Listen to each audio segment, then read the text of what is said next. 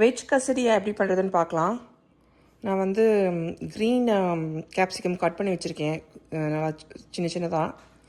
Garlic, onion, அப்புறம் yellow corn, அப்புறம் இந்த ஆலிவ்ஸு இதெல்லாம் கட் பண்ணி வச்சுருக்கேன். இப்போ வந்து நம்ம சமைச்சிடலாம். ஆயில் போட்டிருக்கேன், வெஜிடபிள் ஆயில் தான் நான் ஆட் பண்ணியிருக்கேன். அது கார்லிக் போட்டுடலாம். ஃப்ரை ஆகிடுச்சு. அதுக்கப்புறம் ஆனியன் போட்டுடலாம்.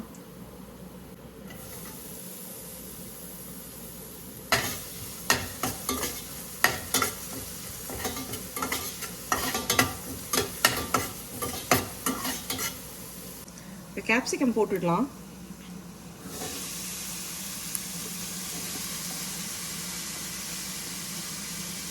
அது கொஞ்சம் குக் ஆனதும் கார்னு ப்ளஸ் ஆலிவ்ஸ் போட்டு இறக்கிடலாம்.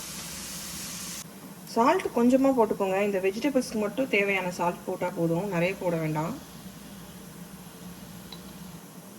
ஸோ அது கொஞ்சம் குக் ஆகிடுச்சு. இந்த கேப்சிகம் வந்து 1 or 2-3 minutes தான் மேக்ஸிமம், அதுக்கு மேலே குக் பண்ணக்கூடாது. ஸோ இப்போ வந்து கார்ன் போட்டுக்கலாம். கார்ன் போட்டு ஒரு 1 minute வச்சுட்டு இதை ஆஃப் பண்ணிடலாம். அதில் வந்து பெப்பர் போட்டுக்கலாம். காரத்துக்கு பெப்பர் தான் போடணும். ப்ளஸ் வந்து ஆரிகானோ போட்டுக்கலாம்.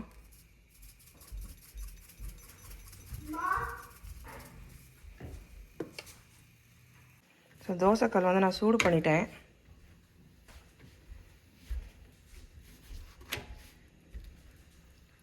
ஸோ இதில் வந்து நான் 2 மாதிரி வைக்க போகிறேன். அது 2 வச்சு காட்டுறேன் உங்களுக்கு.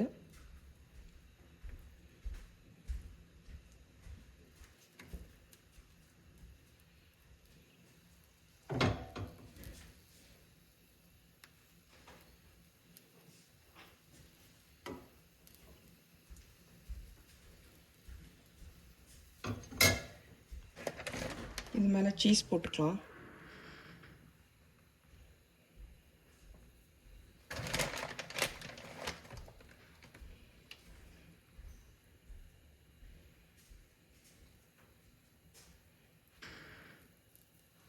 இது வந்து கொஞ்சம் லோ ஃப்ளேமில் தான் குக் பண்ணணும்,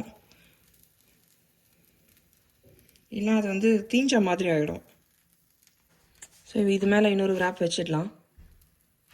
அது கொஞ்சம் அந்த பேஸ் வந்து கொஞ்சம் குக் ஆனதும் திருப்பி போட்டுக்கலாம்.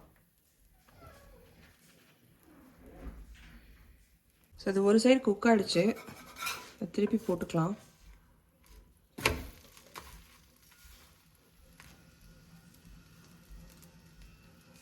இது இந்த அளவுக்கு தான் இது குக்காக இருக்கணும். இங்கே பார்த்தீங்கன்னா இது இந்த ஓரளவுக்கு இது கிறிஸ்பாக வந்திருக்கு. இது ரொம்ப வைக்கக்கூடாது. ஹை ஃப்ளேமில் வச்சிங்கன்னா இது தீஞ்சிரும். அதனால் லோ ஃப்ளேம்லேயே வச்சு செய்யணும். ஸோ கசரியா ரெடி ஆகிடுச்சு. இது வந்து இந்த பீஸா ரோலிங் பின்னு வச்சு கட் பண்ணிடலாம்.